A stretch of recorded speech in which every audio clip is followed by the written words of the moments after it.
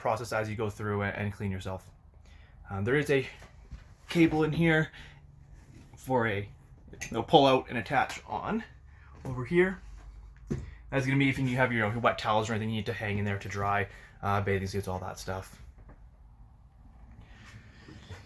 One thing I almost missed in here is your tank gauge. So in here you'll have the different clicks. They'll tell you how full your black tank is, your gray tank, your fresh tank, and then it'll tell you your battery life as well. Along with that, you're gonna have your water pump. You'll need to use that if you're running off of your potable water. If it's running off city water, you don't need to run the pump as it's already pressurized. And below that, you can have a light switch for your ceiling light in here, and your water tank turn on. So that's going to actually spark the water tank and turn it on for you when you need to. Now make sure you don't turn the water tank on unless you have water in it. Because if you do turn it on without water, you're going to start burning out the element that's in there for the heating system.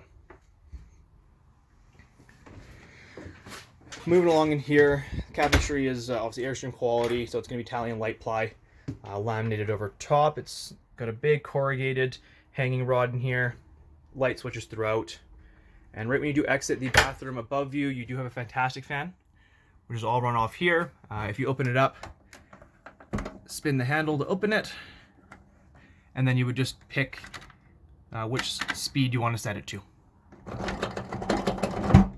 And then to close it, obviously just spin the other way. Your fridge is a 3-way fridge in the 2017 Sport. On the front, you will see the different options. So you'll have a power connect, propane connect, and then a battery power. You can also choose automatic, and it'll try to choose the best option for itself. Generally, it's going to go in a cycle of trying to find shore power. If you can't find that, to propane. If you can't find that, it'll then go to your batteries if that's possible. Opening up the fridge, you'll have a little freezer inside there. You can set the temperature and everything again from right up here.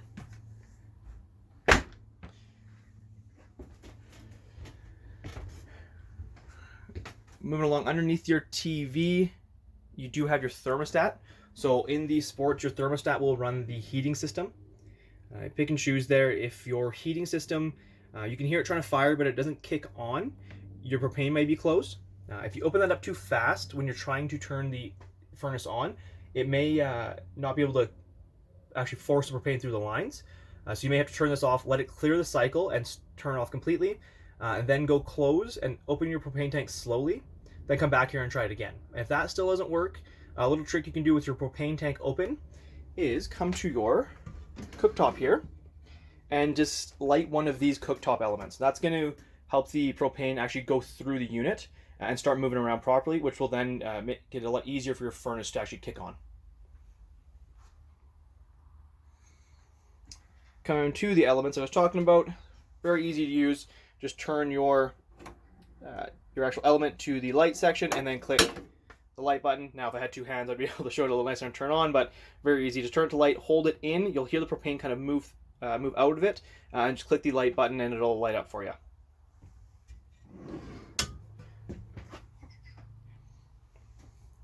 All the cabinetry in here is going to be what I like to call an accordion style. Just go slides up and down. It'll kind of lock in the up position when you're up there.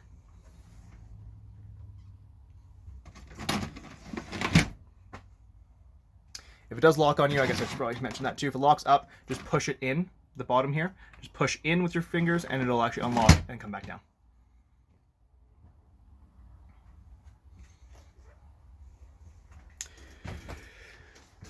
Moving back here, your dinette is going to be on a 2-part system underneath.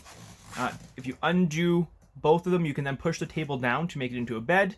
Having them undone as well, you can spin the table and move it around to make it a little easier to get in and out for yourself there. If you want to spin it over so it's a little closer to you when you're cooking, to use it as an island, it's available for that.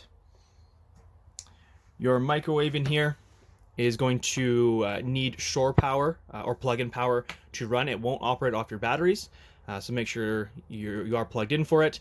It is a convection microwave, so kind of replacing the oven there, and it will cook pretty decently. Again, you do need shore power for it to use, but it's going to be just like a standard household microwave.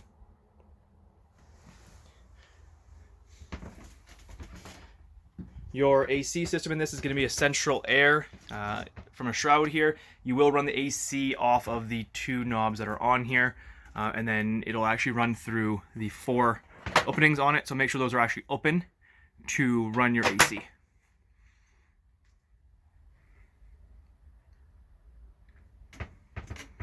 Lights will be double control. You'll have controls on each light, plus when you walk in the door to your right, you're going to have your 2 switches for that as well.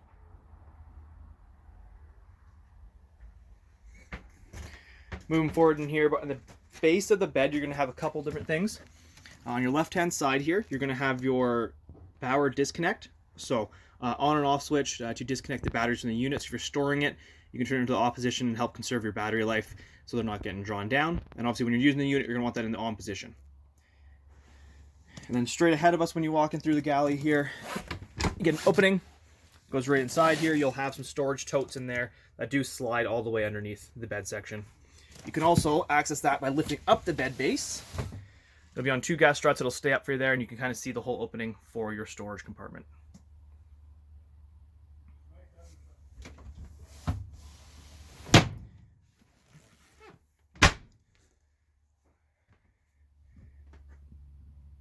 The windows on here, for the most part, other than your front one, are just going to be little spin handles. So all you got to do is spin that handle, and it'll actually just open up the whole window for you. And then if you want to close it, just spin it the opposite way. But make sure you do feel the handle get tight to actually seal itself. Your blinds, Venetian blinds, do have some catches on the bottom here. So when they are fully down, you do want to pop them into that to help them from swaying back and forth or moving around on you. Your front window is a little different. Now I've closed the outside, so I won't be able to open it up for you here, but what you want to do with this, it's a double latch system. So you'll have 2 bottom latches and then 2 side latches. What you're going to do is open the bottom ones by pulling forward towards you and then spinning it. You can kind of see the catch system move out of the way. You're going to want to do that on both sides. And then what you'll have is the ability to push the 2 outsides up, and on, you can kind of see at the back side here, there's 3 catch spots for it. So you can kind of lock it into place in the 3 catch spots, you know, just cracked, half open, and then fully open.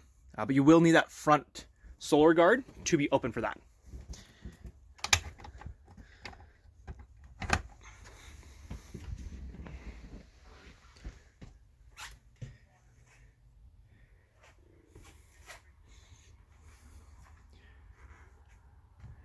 Speakers and everything will be run off your stereo system, which is going to be just above your sink. You can see we also have the monitor system for that backup camera in here. But in here, you're going to have your JVC stereo system, just like a car. It'll run, you know, Bluetooth, CDs, all that stuff for you in here.